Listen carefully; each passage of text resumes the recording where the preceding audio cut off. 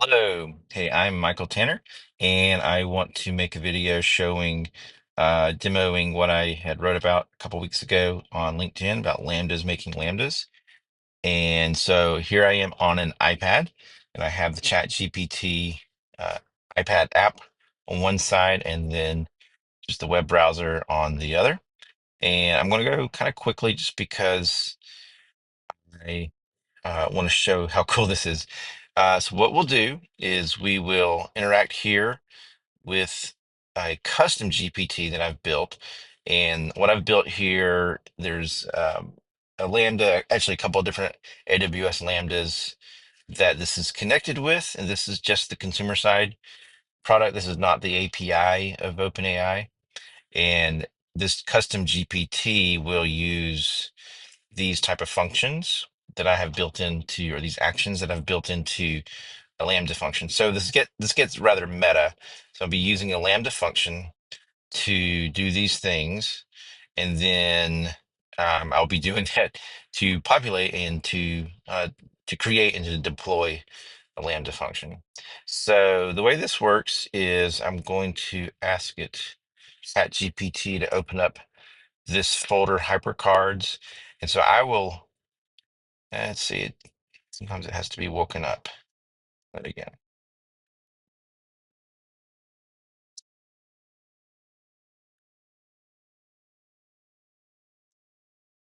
there we go.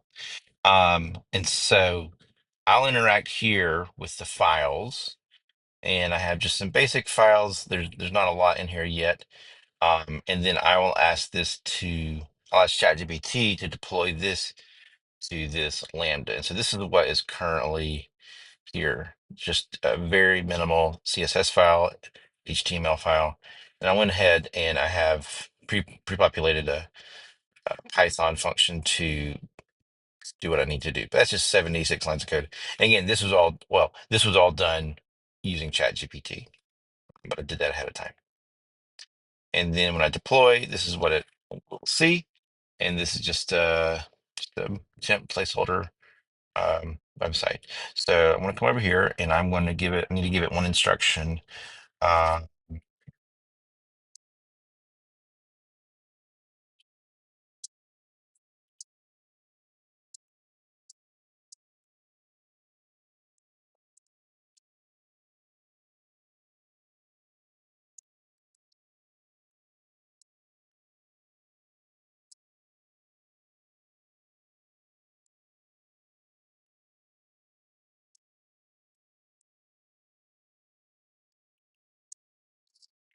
all right, I just want to get that instruction in there.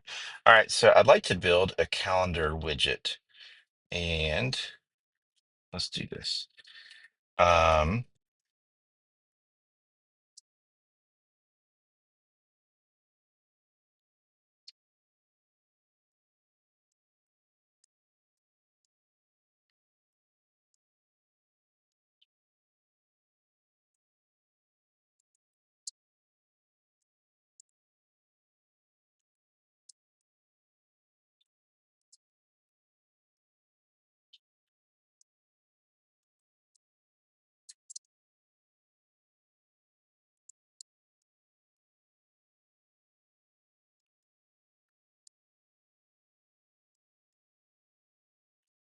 uh, let's start with something basic.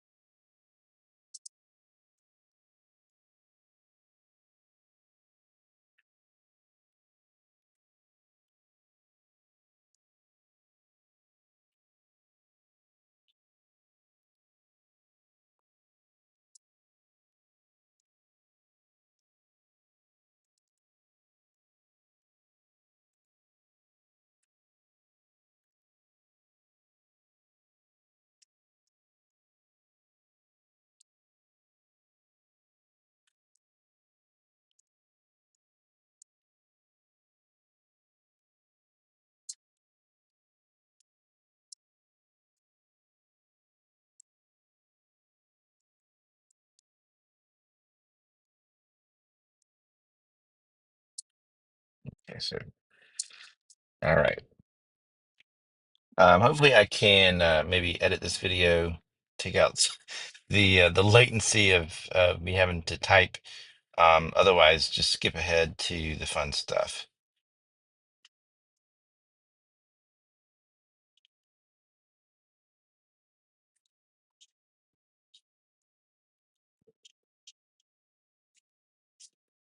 Okay, let's just take a look.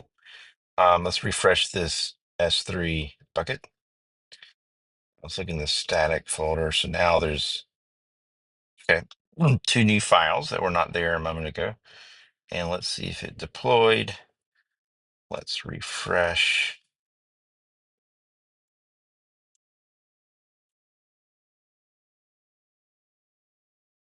One of the things I love about Lambda is how fast it is to deploy. All right, so there's some new files. Let's see if anything works. There it is. Nice. Um, yeah, and so this is a great starting point. Um, let's do this. In fact, I wonder if I can just talk to ChatGPT. Great. Now let's add some functionality. Can you add, I need to see some text at the top of each column showing the day of the week and just make it an abbreviation for Sunday, Monday, Tuesday. And then also please add a left and right button next to the calendar widget so that I can then um, go to future or past months. Please update all code needed and deploy.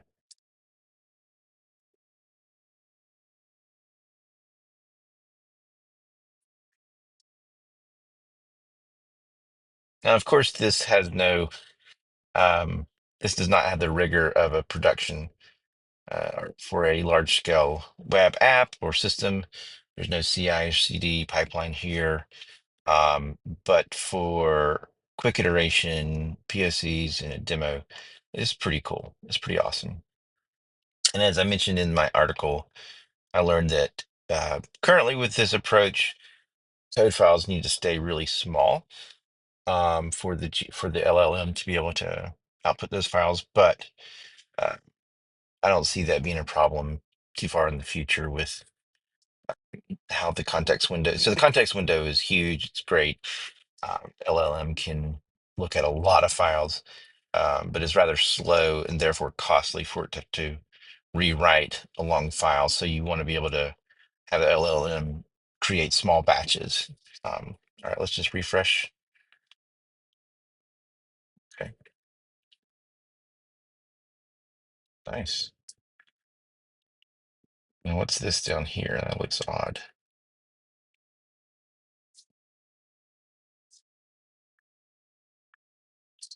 Okay, there is some um, unused white rectangle at the bottom. I'm not sure what that's about, so please remove that. And then above the calendar widget on the page, can you add some type of selector so that I can select between this view, which is an individual month, and then a year view? And on the year view, I'd like to see all 12 months of the current year. There's a lot of things there that I did not tell it that there's a lot of things you can interpret there, but it's a good starting point to have it. Let's see what it creates, and then I can iterate on that. What I love about this is that it's pretty quick to be able to, if I were to actually ask it to show the file that it creates, I've done that a lot where I want to see the files before they're saved. So I'm operating with a lot of faith right here. For a more established project, I have instead, I want to see the code before it gets saved, and then certainly before it gets deployed. Um, and so I'm asking it to do a lot in each step that I could break out into have a little bit better text and proofreading on. Um, all right, let's see what we get. I do also have on S3 where it says all revisions, so I can actually go back and I have learned that it's these things mess up and will sometimes delete or really corrupt a lot of good code. So, all right, let's see what we get. Okay, interesting. Did not, I don't know what's up with these little things here, but let's go to year view.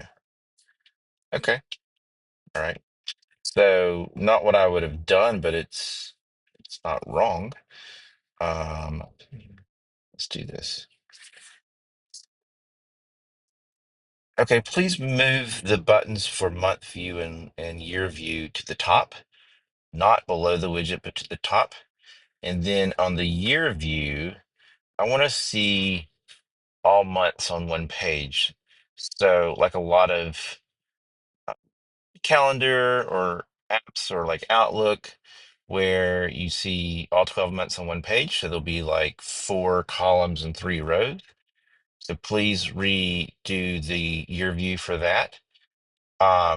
Also, there's still this extra rectangle that's showing up. Now there's two.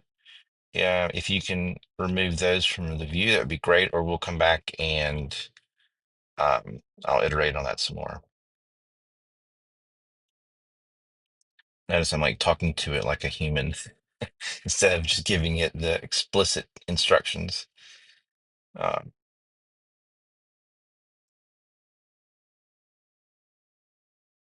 While it's doing that, let's just go look at the code and see what it's created. There will come a point where this will start not working so well because it'll start trying to do too much in like this JavaScript file, for example. How can I expand this? So this JavaScript file is 146 lines, so it's not bad. But the bigger this gets, so if this gets up to 1,000, or actually well before 1,000, then ChatGPT is going to get really slow, and then I'm going to need to say, okay, take this function here, render year view, and put that in another file. So we'll hit a limit here soon with just this basic approach. But I love seeing how, uh, okay, well, we're starting to go off the tracks here, but let's see what it gives us. Okay, some formatting, definitely some formatting issues. Where are we? Okay. Let's see if we can clean some of this up.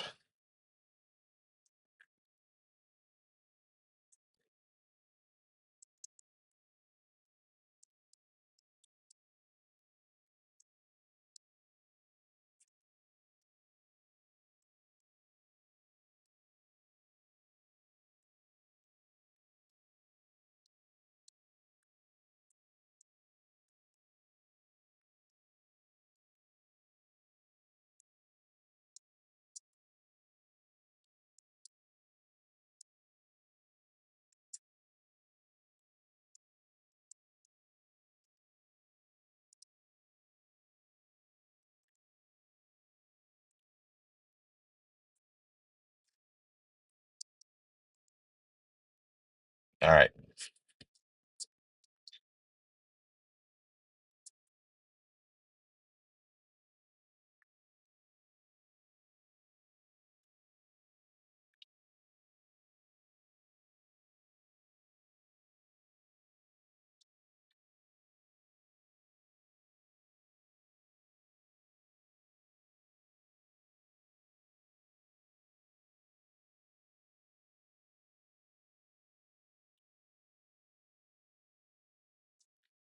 And then we're getting slower and slower.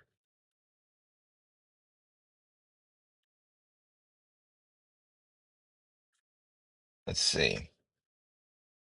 It says it's fixed it. Let's find out. Oh no, wait, there's more. All right, well, this would be a good place to stop the video because um, Yeah, we're starting to hit some limits. I could take, but when you work on a project and you take the time to, so what happens when I've seen this is I'll then go and examine the code and find out why is the LLM getting confused and not able to instead of correcting the mistake, it continues to make the mistake. And so this is when it's really helpful to actually be able to study code and know what's going on here. And I mean, let's see where we at. So not too much more code, 150 lines of code. Um, and I am not going to take the time to fix this, but if I did, what I would normally do is say something like show all uh, files.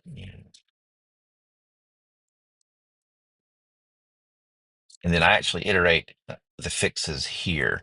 I don't want to mess with it here in the code editor. I would say, let's just say if I press 2, and then this will show the code, which is not going to display well in this small screen, the small.